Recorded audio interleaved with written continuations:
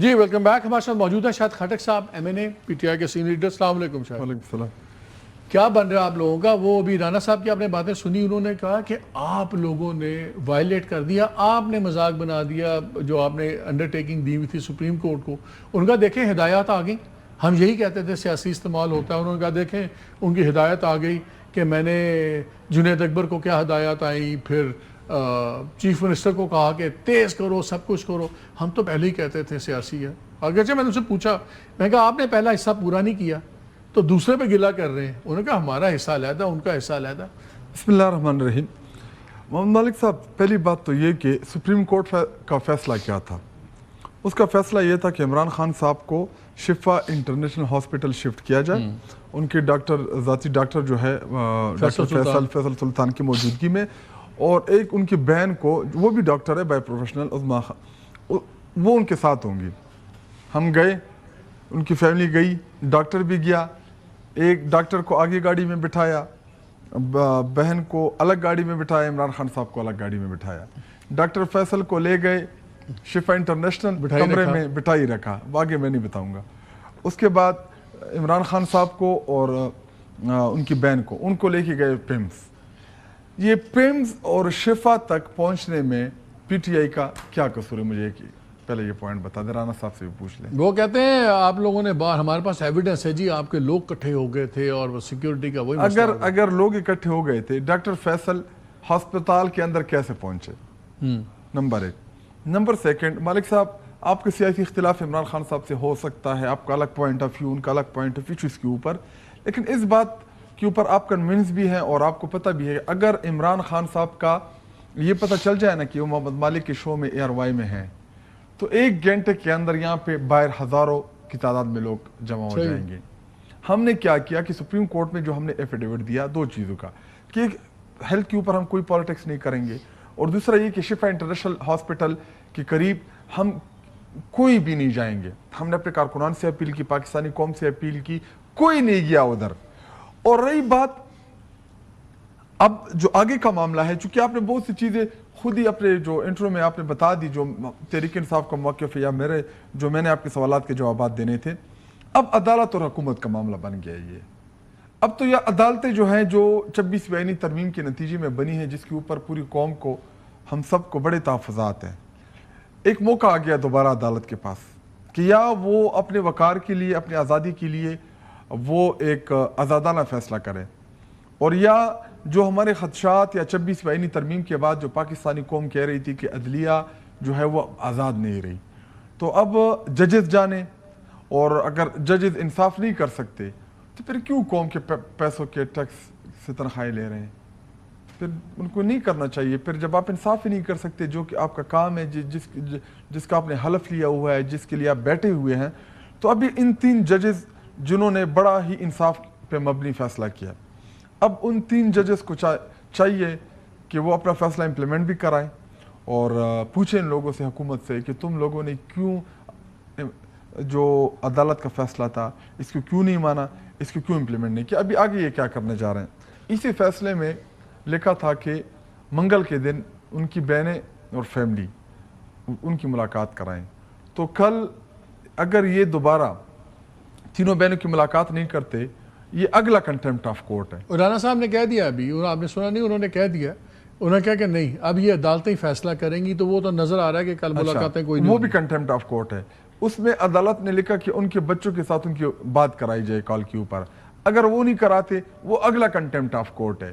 تو اگر اتنے زیادہ عدالت کے فیصلوں کی یہ دجیہ اڑائیں گے, اس کو ردی کی ٹوکری میں پھینکیں گے, تو اس کے بعد میں اور آپ کیوں عدالت کے فیصلے کا احترام کریں؟ یہ تو فیصلہ وہ کورٹ کرے گی نا, کنٹمپٹ ہے یا نہیں ہے, یہ آپ اور میں نے تو نہیں کرنا. اگر انہوں نے فیصلہ کر لیا کنٹمپٹ نہیں ہے, نہیں ایسے حالات ہو گئے تھے, کیا حالات تو پھر ٹھیک ہے, وہ کہیں گے سیکیورٹی ہو گئی.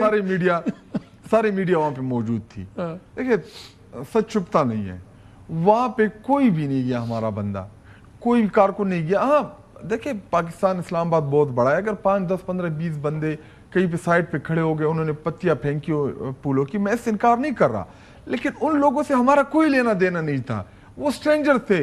اور کبھی کبھار ان کا دعویٰ یہ ہوگا نا, دیکھیں میں آپ کو بتاتا ہوں, اگر میں ان کا وکیل ہوں, میں کیا کہوں گا, میں کہوں گا دیکھیں جی خود ہی ان کے بندے تھے, اب پی ٹی آئی ان کو مانتی نہیں ہے, وہ کون ثابت کرے گا؟ کوئی ہمارا بندہ نہیں تھا. اگر روڈ میں بلاکیج ہوتا, ڈاکٹر فیصل کیسے پہنچے شفا؟ لوگوں کے ذہن میں تو یہی میں نے ان سے پوچھا ہے, میں نے ان سے کہا کہ اگر فیصل وہاں پہنچ بھی گئے تھے تو آپ ڈاکٹر فیصل کو پورٹرے کیا کیا گیا تھا؟ نہیں, آپ ڈاکٹر فیصل کو پمس کیوں نہیں لے کے, انہوں کا رابطہ نہیں ہو سکا. اچھا, آپ یہ دیکھیں جتنے جھوٹے مکار لوگ ہیں.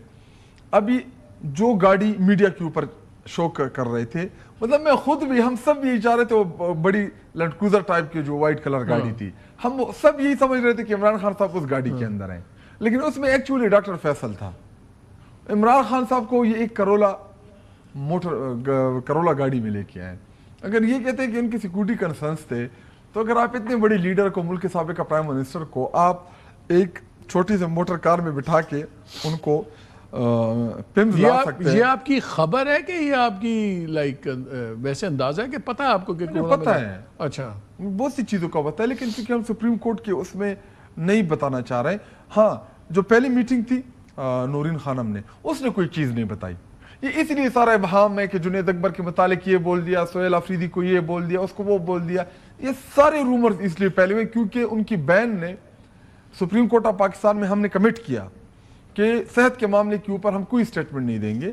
اور رہی بات عمران خان کی کہ وہ سیاست نہیں کریں گے, مالک صاحب یہ تو ایسا ہوا کہ میں آپ کو کہوں کہ آپ جرنلسٹ ہیں, آپ جرنلزم نہ کریں.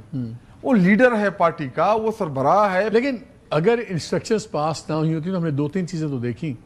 ہم نے دیکھا کہ جو تیزی آئی سہیل آفریدی میں, اور اب جو ان کی کل والی تقریر یہ پہلے سے پلان تھی, یہ دونوں دن نہیں, ان کا بولنا بڑی خبر نہیں ہے, لیکن علیمہ خان کی خاموشی بڑی خبر ہے. اس دن کے بعد نہ علیمہ بی بی نے نہ کوئی ٹویٹ کیا, نہ کوئی بیان ہے, کچھ نہیں بولی. اور یہ آپ ہی کے لوگ ہمیں بتاتے تھے کہ خان صاحب بڑے ناراض ہیں اور علیمہ بی بی کو پیغام بھجوایا ہوا ہے کہ تم سیاست نہ کرو اور یہ جو چیزیں کر رہی ہو غلط کر رہی ہو. اور ہم نے دیکھا کہ ایک ملاقات ہوتی ہے, اس کے بعد علیمہ خاموش ہو جاتی ہیں. تو اس میں تو وزن ہے. سیاست کیا ہوتی ہے؟ پہلے تو ہم اگر اس کے اوپر ڈیبیٹ اور ڈسکشن کر لیں, کیا علیمہ خانم کوئی الیکشن لڑ رہی ہے؟ کیا اس کو کوئی سیٹ چاہیے؟ کیا اس کو کوئی پوزیشن چاہیے؟ نہیں. اگر وہ اپنے بھائی کے لیے کوئی جدوجہد کر رہی ہے, ان کو لگتا ہے کہ اگر تحریک ڈاؤن ہو گئی, خاموش انہی 3 دنوں میں خاموش کیوں؟ وہ خاموش اس لیے کیونکہ وہ کراچی گئی ہوئی تھی. نہ کرے نا, یہ سیریسلی یہ وہی والی بات ہے. رانا صاحب نہیں, جس طرح میں رانا صاحب کی وہ بات مجھے مذاق لگی, سن لیں, میں آپ کو جب رانا صاحب مجھے یہ کہیں گے نا, دیکھیں محمد مالک صاحب, نہیں میرا سوال مجھے کمپلیٹ کرنے, میں کہتا ہوں اگر رانا صاحب مجھے یہ کہیں گے نا کہ ہماری فیصل خان سے بات نہیں, کانٹیکٹ نہیں ہو سکا جب کو انہی کی تحویل میں تھا, تو مجھے مسخہ خیز لگتا ہے. آپ مجھے کہتے ہیں علیمہ خان اس لیے خاموش ہیں, وہ تو لندن جا کے خاموش تھی, امریکہ جا کے خاموش تھی, تو کراچی جا کے خاموش ہو گئی. میں انٹرسٹنگ بات بتاتا ہوں, وہ بڑی ریلیکس تھی اور ان کی خوشی بھی تھی کہ سپریم کورٹ آف پاکستان نے ایک آزادانہ انصاف پہ مبنی فیصلہ کیا, عمران خان صاحب کو اس کا جائز حق دلایا. تو ان کو یہ تھا کہ وہاں پہ عمران خان صاحب جائیں گے, ان کی پراپر انویسٹیگیشن ہوگی, ان کی آئی کی بھی ان کی ٹیسٹ ہو جائیں گے. تو جو ابہام پیدا کیا گیا ہے, ہدایت کے تحت خاموش نہیں ہوئی. نہیں, وہ کراچی گئی ہوئی تھی, ان کے ساتھ ان کی فیملی تھی, پوتیا تھی, وہ پہلے سے. آپ دیکھیں کوئی چیز تو نہیں چھپتی نا, آپ ان کی ٹریول ہسٹری چیک کرا لیں. نمبر 1, نہیں ٹھیک کہہ رہے ہیں, اب گئی ہوں گی, میں نہیں اس کو انکار, کیونکہ ان کو لگا کہ عمران خان صاحب جو ہیں وہ اسپتال شفٹ ہو گئے, چونکہ ان کو ان کی ایکسس نہیں.